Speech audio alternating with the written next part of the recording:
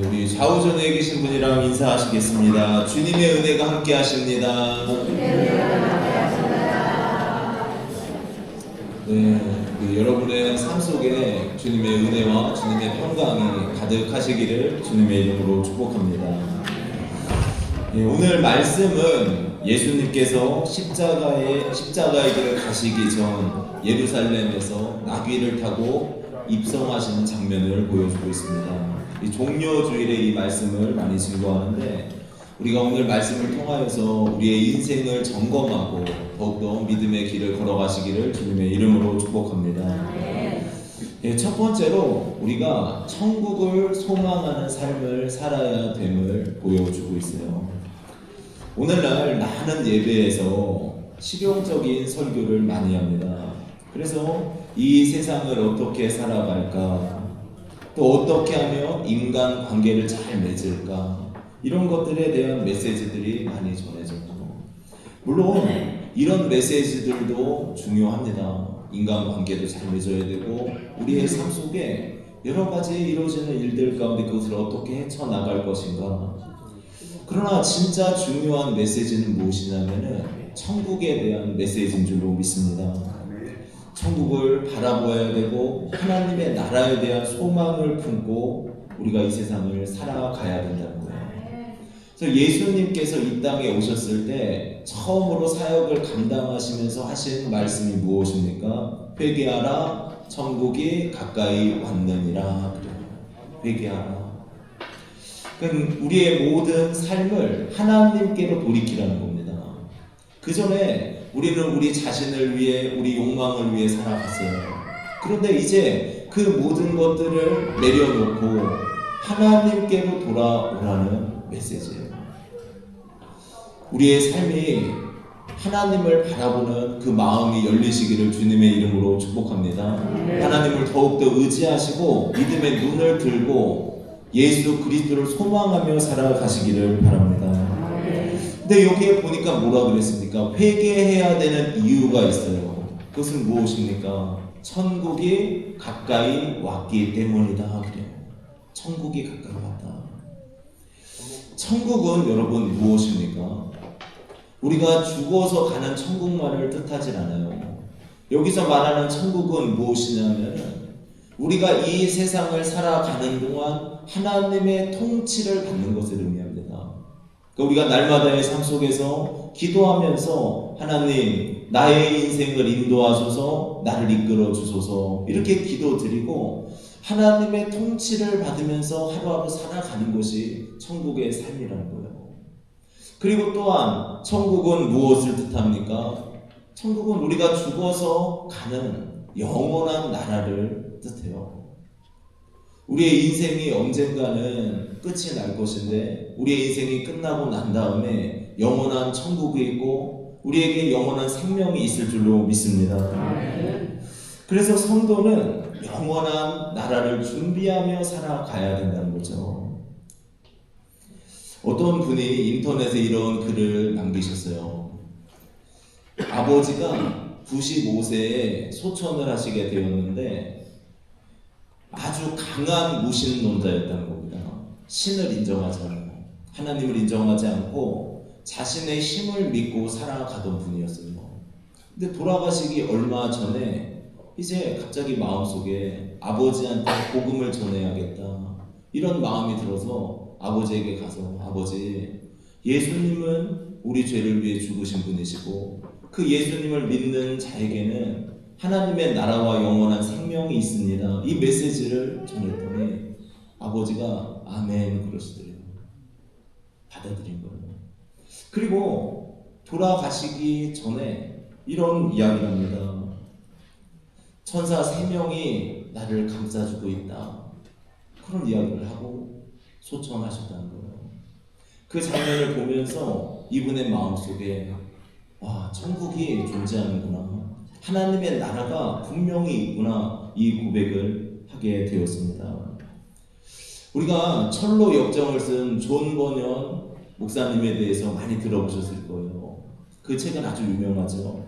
그런데 이 존 버년 목사님이 돌아가실 때 이런 고백을 합니다. 나를 위해 울지 말고 너희 자신과 너희가 죄 지은 것에 대하여 울라. 나는 아버지께로 가니 그가 그의 아들로 인해 죄인인 나를 환영하여 주시리라. 후에는 우리가 영원한 세계에서 서로 만나 새 노래를 부르리라. 천국의 확고한 소망을 품고 자신의 인생을 살아갔던 것입니다. 오늘 말씀을 보면은 예수님께서 예루살렘으로 입성하신다 말씀을 하고 있어요.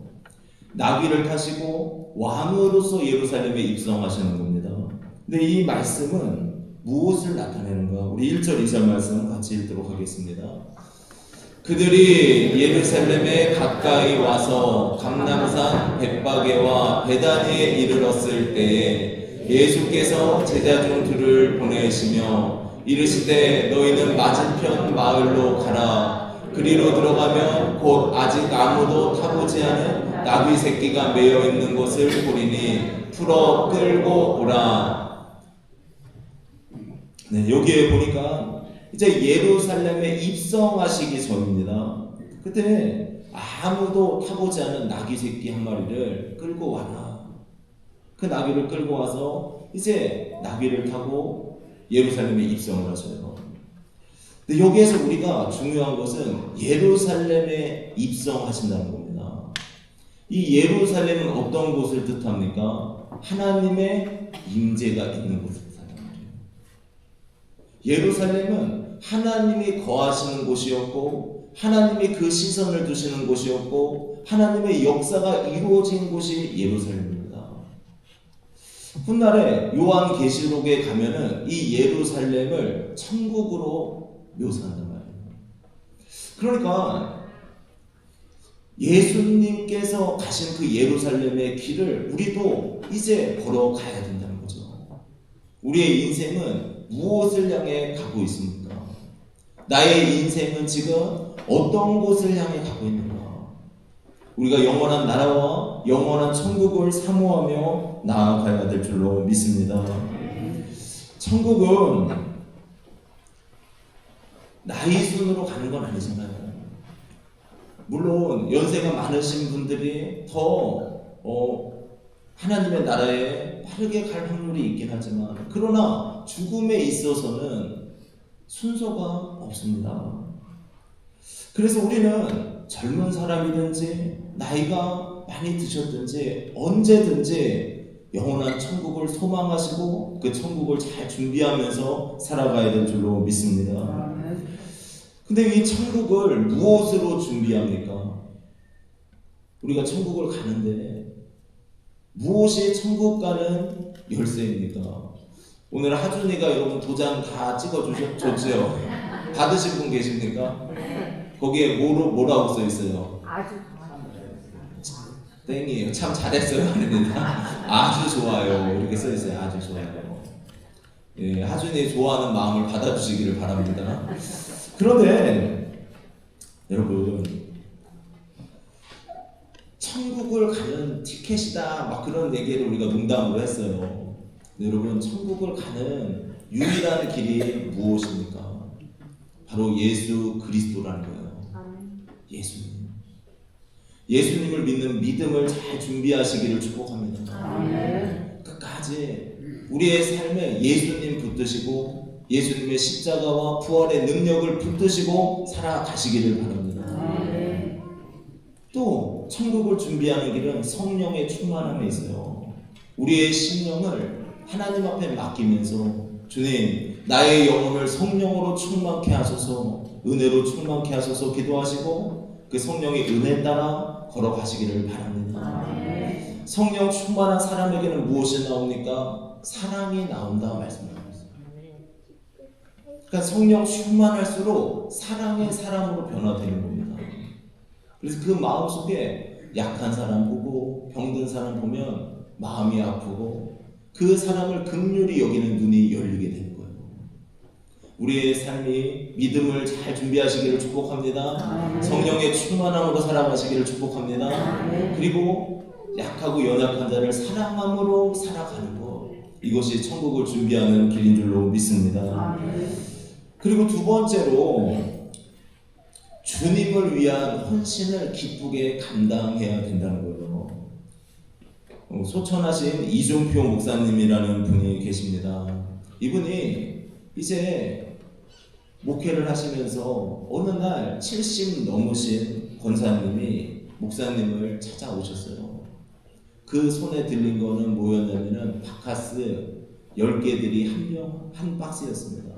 그걸 들고서 이제 와서 목사님 이거 드시고 힘내세요 이러고 가셨대요. 근데 가시는데 갑자기 주님의 감동이 마음에 오는데 저 음료는 그 성도의 피다 그러시더라고요. 이게 무슨 뜻인가? 그분은 돈을 벌 수 없는 분이었어요. 그래서 차비를 아껴서 음료수를 하나 사가지고 사랑하는 마음을 가지고 섬기러 왔던 겁니다. 주님의 마음으로.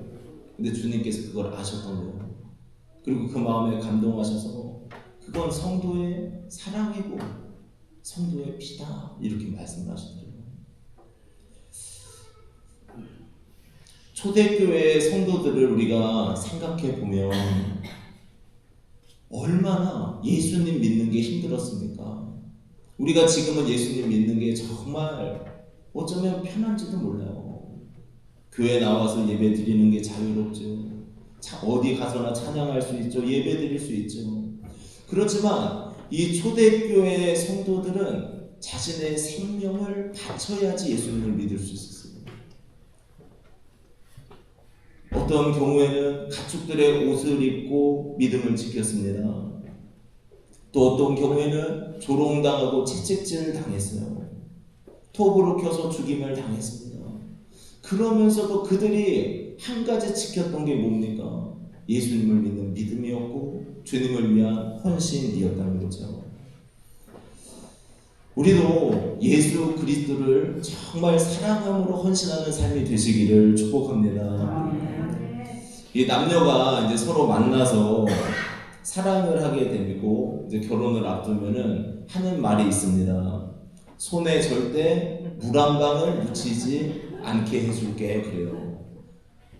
그런데 남자들이 부인들이 손에 물 묻히면 좋아요 안 좋아요? 좋아합니다. 손 막 설거지 해주고 이러면 좋아요. 그리고 요즘에는 물 안 묻히는 방법이 있죠. 뭘 주면 됩니까? 고무장갑을 사주면 됩니다. 그러면 아주 편해요. 근데 그 고백이 저는 진실하다고 생각을 해요. 그 당시 마음은 사랑하니까 정말 내가 다 해주고 싶은 마음이 있는 거예요. 그 정도로 헌신과 수고를 하는 겁니다. 저희가 연애를 하는데 그 남자친구가 어떻게 잘해줍니까? 이렇게 잘해준대요. 네. 잘해주죠. 네. 여러분 사랑할 때는 말이든 행동이든 다 해주고 싶은 거예요. 그런데 이제 살다 보니까 익숙해지죠. 그리고 그 헌신과 수고가 사라지게 돼요. 그런 생각이 들었어요. 지금 내가 하나님을 믿는다고 하면서 헌신하고 수고하는데 그 마음에 기쁨이 없다, 즐거움이 없다. 그러면 내가 정말로 예수님을 사랑하고 있는가? 내 안에서 예수님께서 나의 죄를 위해 그 십자가를 지시고 죽으실 정도로 나를 사랑하셨던 그 사랑의 은혜가 내 마음속에 넘쳐 있는가? 주님께서 나에게 주시는 평안과 기쁨이 내 마음 안에 넘쳐 있는가?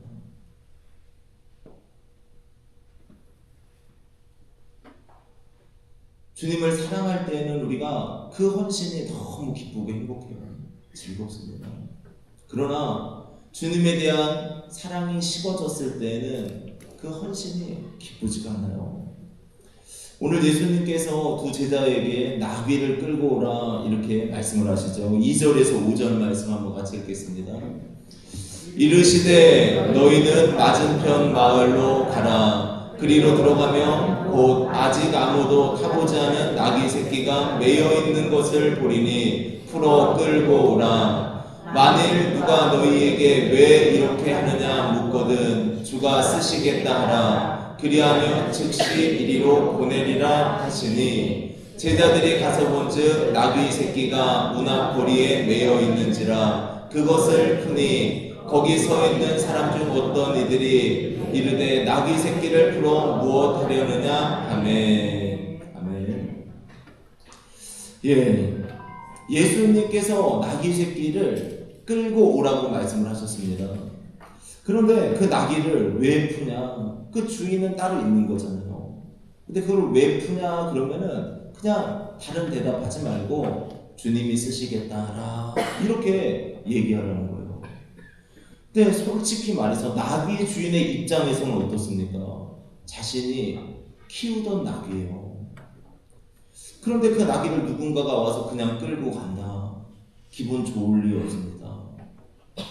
근데 제자들이 주님이 쓰시겠다 그 말을 하니까 그 나귀를 그냥 보내는 거예요. 그럼 이것은 무엇을 보여줍니까? 주님이 쓰시겠다 말씀하시면 쓰임 받는 게 복된 인생이라는 거죠. 우리의 인생도 마찬가지입니다. 우리도 주님이 나를 쓰시고자 하실 때 내가 섬기는 부분 또 봉사하는 부분 이 부분에서 나를 쓰시고자 하실 때 쓰임받는 인생이 귀한 인생이고 복된 인생입니다. 예수님께서 나귀를 타실 때 그곳에 모였던 사람들도 자신들의 겉옷을 다 벗어서 길에 깔았다 이렇게 말씀을 하고 있어요. 우리 7절 8절 한번 같이 읽겠습니다. 나귀 새끼를 예수께로 끌고 와서 자기들의 겉옷을 그 위에 얹어 놓음에 예수께서 타시니 많은 사람들은 자기들의 겉옷을 또 다른 이들은 들에서 벤 나뭇가지를 길에 펴며.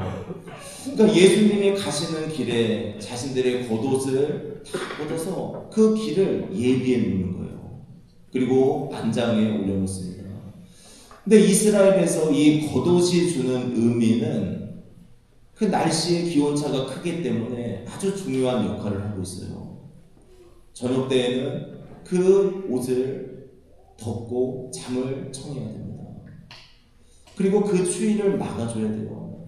그런데 자신들의 겉옷을 다 주님이 가시는 길 앞에 내려놓고 나뭇가지들을 모아서 주님 가실 길을 예비하고 있는 겁니다. 헌신과 수고를 뜻하죠. 우리의 삶에도 정말 주님 앞에 나의 삶을 드리는 귀한 삶이 되시기를 바랍니다. 제가 학창 시절 때 이제 중학교 때 교회를 다니기 시작을 하면서 개척 교회니까 사람이 없는 겁니다. 그래서 할 수 있는 일이 청소더라고요. 청소. 그때 청소를 얼마나 열심히 했는지 몰라요. 아무도 안 와도 예배당에 50평 정도 됐는데 너무 큰 걸 얻으셨어요. 개척교회인데 예배 드리는 사람은 3명이 드렸으니. 근데 그 교회를 청소를 하는데 그렇게 행복한 겁니다. 쓸고 닦고 그리고 학교 갔다가 오면서 성전에 들려서 기도하고 가고 이런 시간들을 가졌어요. 너무 감사한 일이죠. 우리가 교회에서 맡은 사명들이 다 있습니다. 안내하시는 분들도 있고 또 주방 봉사하시는 분도 있고 성가대도 있고. 근데 이 하나하나의 봉사와 헌신을 정말 주님 사랑하는 마음으로 드리시기를 축복합니다. 이지은이 집사님도 하나의 봉사를 하고 계셔요. 우리 교회에서 탁구 레슨을 해주는데 아까 성재가 오더니 저한테 그 얘기를 합니다. 수업에서 5판 이제 그 어떤 사람이랑 시합을 했대요. 근데 레슨 받고 나서 5승을 했대요. 아, 그렇죠 성재? 네, 맞대요. 얼마나 기뻐하면서 오는지 이 탁구 레슨도 사역이 될 수 있구나 그런 생각이 들었습니다. 여러분 작은 부분이라도 내가 가진 재능과 내가 가진 그 지혜와 모든 것을 사용해서 주님을 섬기는 귀한 삶이 되시기를 주님의 이름으로 축복합니다. 그리고 마지막으로 더 높은 구원을 바라보아야 된다는 거죠.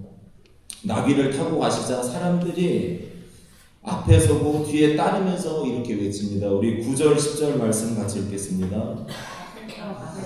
앞에서 가고 뒤에서 따르는 자들이 소리 지르되 호산나 찬송하리로다. 주의 이름으로 오시는 이여 찬송하리로다. 오는 우리 조상 다윗의 나라여 가장 높은 곳에서 호산나 하더라. 아멘.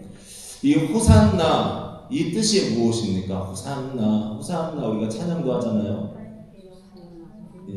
나를 지금 구원하소서, 이 뜻이에요. 지금 구원하소서, 이런 뜻입니다. 그러니까 이 말씀이 무엇이냐면 가장 높은 곳에 계신 하나님이요, 이제 다윗의 왕국을 회복하시고 우리를 구원해 주소서, 이런 뜻입니다.